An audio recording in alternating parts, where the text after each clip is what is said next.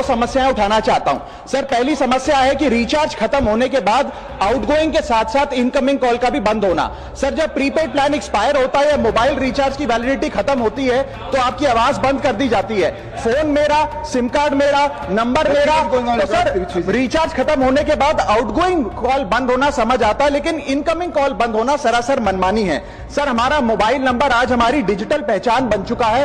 Essential communication जैसे कि UPI payment, banking, OTP, train ticket OTP, PAN Aadhaar authentication, interview का call, hospital का call, मां बाप का गांव से कॉल, तमाम चीजें इनकमिंग कॉल और इनकमिंग एसएमएस से आती है और वो इसलिए बंद कर दिया जाता है कि इंसान एक रिचार्ज कराना भूल गया।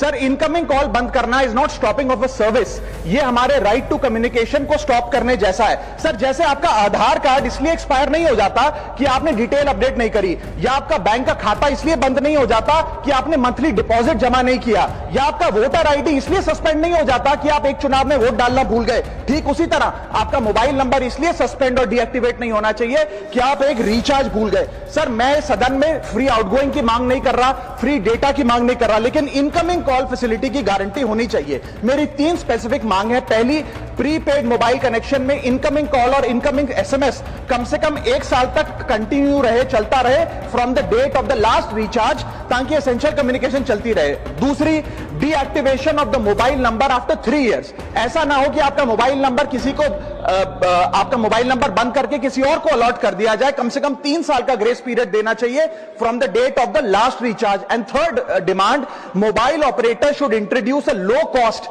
Incoming only plan. वो लोग जो सिर्फ इनकमिंग के लिए फोन रखते हैं उनके लिए, जैसे कि 10 रुपए में 180 दिन की इनकमिंग कॉल की फैसिलिटी, इस प्रकार की स्कीम्स मोबाइल ऑपरेटर को लानी चाहिए। दूसरी समस्या जो प्रीपेड कस्टमर्स फेस करते हैं वो है टेलीकॉम ऑपरेटर का 28 दिन का मंथली रिचार्ज। साल में सर महीने 12 होते हैं, लेकिन 28 दिन की रिचार्ज के माध्यम से 13 टाइम्स रिचार्ज कराना पड़ता है। कैसे सर? 28 दिन into 13 times is equal to 364 days। ये एक बड़ी क्लेवर स्ट्रैटेजी है जिसके चलते आपको फीलिंग 30 दिन की देते हैं, लेकिन आपसे डीलिंग 28 दिन की करते हैं। सर, दुनिया में हर जगह बिलिंग साइकिल कैलेंडर मंथ के हिसाब से होती है, 30 या 31 दिन। आपको मंथली सैलरी, लैंडलॉर्ड का रेंट, बैंक की ईएमआई, बिजली पानी गैस का बिल, तमाम चीजें 30 या 31 दिन के महीने के हिसाब से होती हैं। लेकिन ये मोबाइल ऑपरेटर, टेलीकॉम ऑपरेटर 28 दिन के महीने के हिसाब से आपको रिचार्ज प्लान बेचते हैं, ताकि साल में एक अतिरिक्त रिचार्ज आपको मिल जाए।